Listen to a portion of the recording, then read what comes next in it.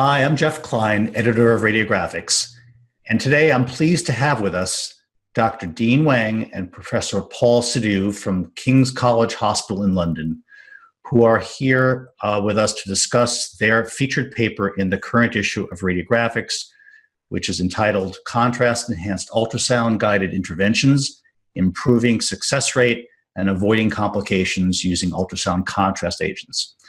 Professor Sidhu and Dr. Huang, welcome. Thank you. Thank you. We're going to begin with Professor Sidhu. Can you briefly describe for our audience the nature of the contrast agents that are used for contrast-enhanced ultrasound imaging in the interventional setting? And what is the current status of the approval of these agents for their use?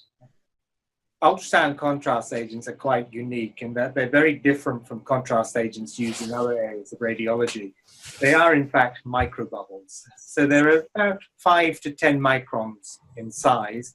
And when you inject them intravenously, they go through the capillary system and so recirculate through the lungs. And they last for about 5 to 6 minutes in each patient.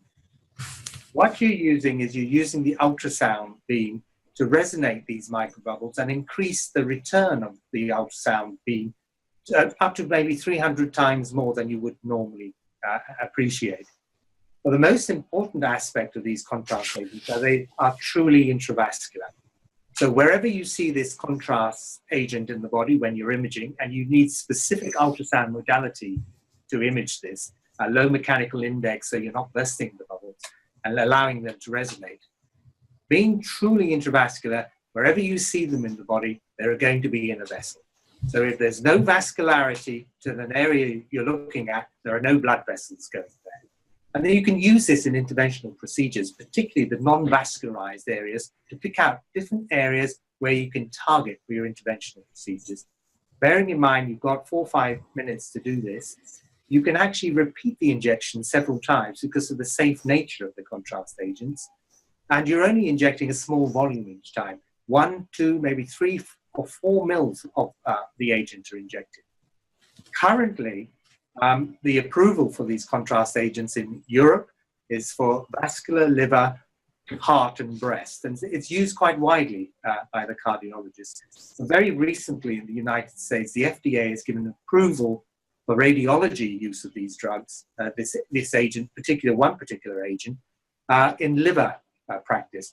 Well, the most important thing about the approval for the FDA was not just liver in the adults, but liver in the pediatric patient as well. And this, I think, you will look back on and see as a game changer for ultrasound. And so briefly, that's the use of the contrast agent and how it works and how useful it is in a real-time ultrasound setting. Terrific, thank you. Professor, let's just briefly discuss the indications for the use of these agents in the ultrasound-guided interventional radiology setting.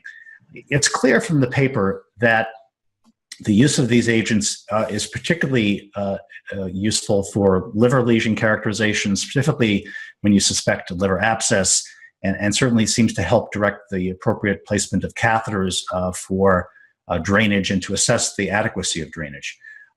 Let's take a look at Figure 5 from the paper and Movie 1, which I think nicely demonstrate the use of these ultrasound contrast agents for access and drainage of these particular liver collections. Okay, the figure illustrates a air-containing abscess within the liver, reasonably well demarcated on the basic ultrasound image.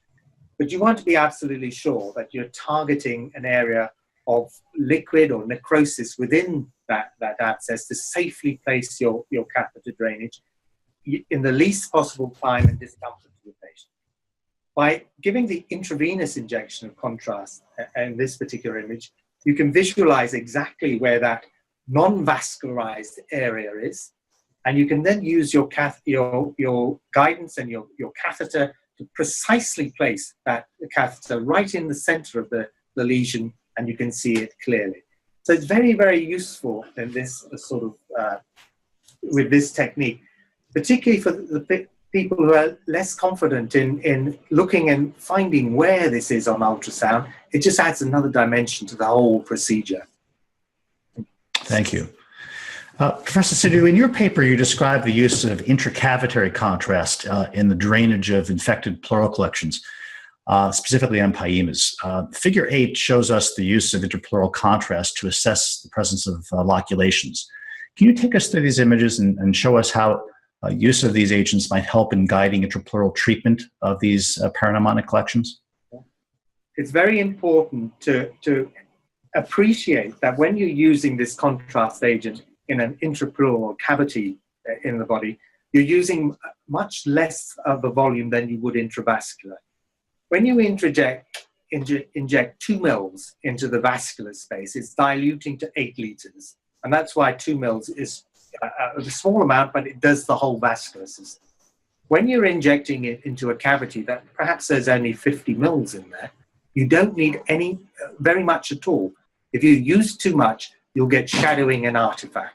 So when you inject it into a cavity space, you're using as little as a drop in 50 mils of saline. You can use this when you've got an indwelling catheter maybe into the pleural space, it's not draining, you want to know if it's loculated. By just instilling this agent into that space, you can watch it move through the pleural cavity and you can see whether it's loculated or not.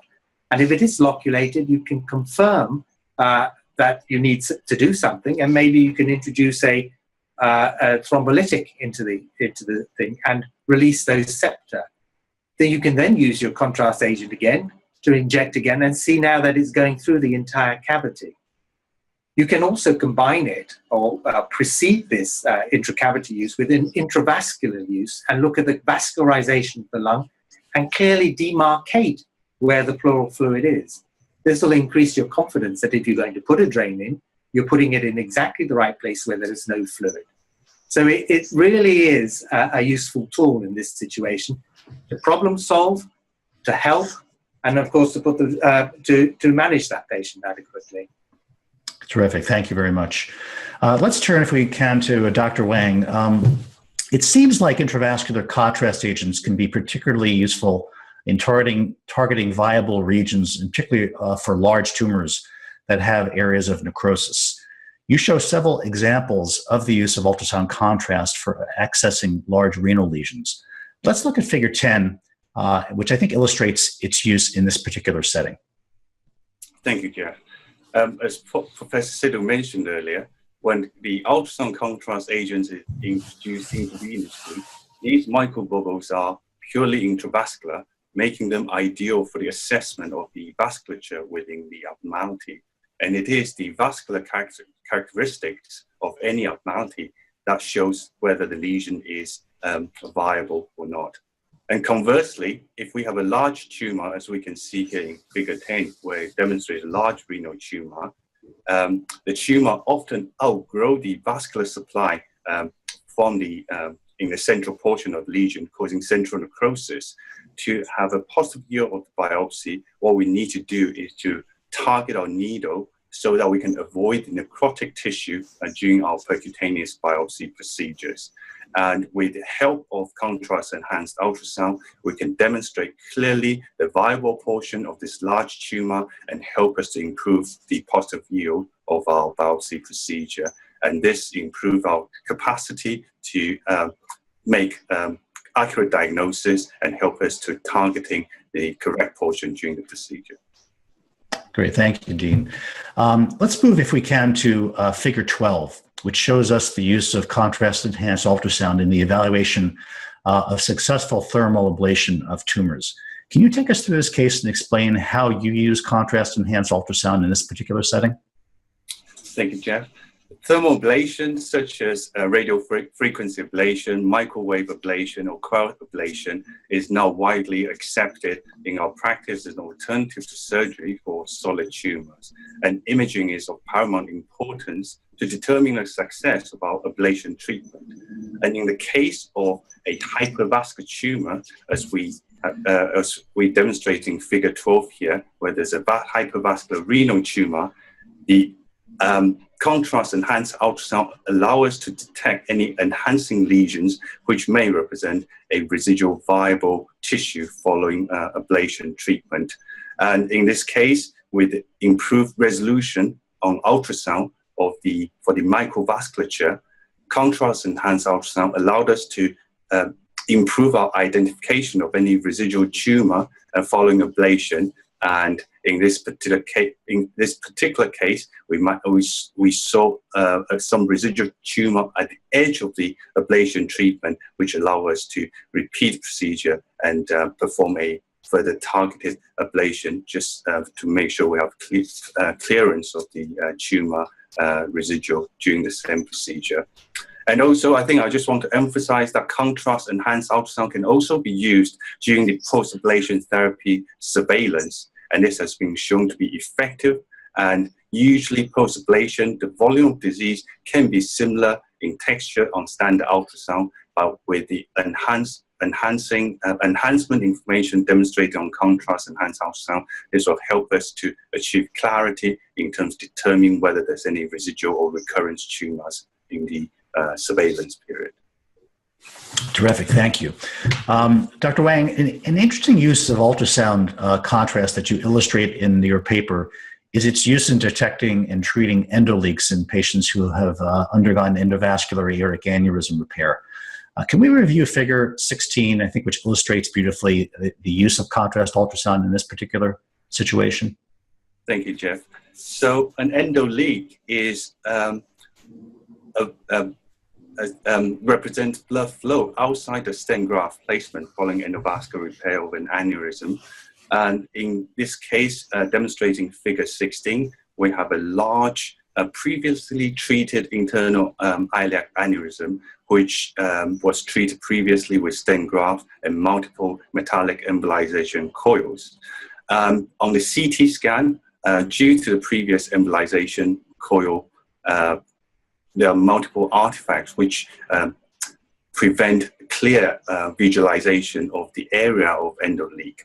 With the ability of enhanced contrast ultrasound demonstrating the enhancement and vascularity within the aneurysm, we are able to perform a targeted treatment of injection or embolic agent percutaneously in real time.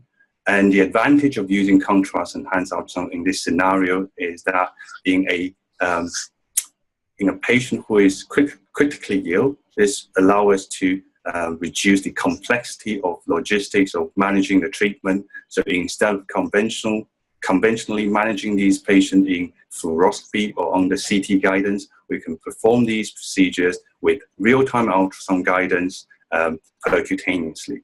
And this is another example where contrast and enhanced ultrasound provide a tailor-made solution for potentially complex clinical scenario that we face day to day. Terrific. Well, Dr. Dean Huang, Professor Paul Sidhu, I want to thank you for taking the time today to discuss with us your paper on contrast-enhanced ultrasound-guided interventions, which again appears in the current March-April 2017 issue of RadioGraphics. Thank you very much. Thank you, Jeff. Thank you.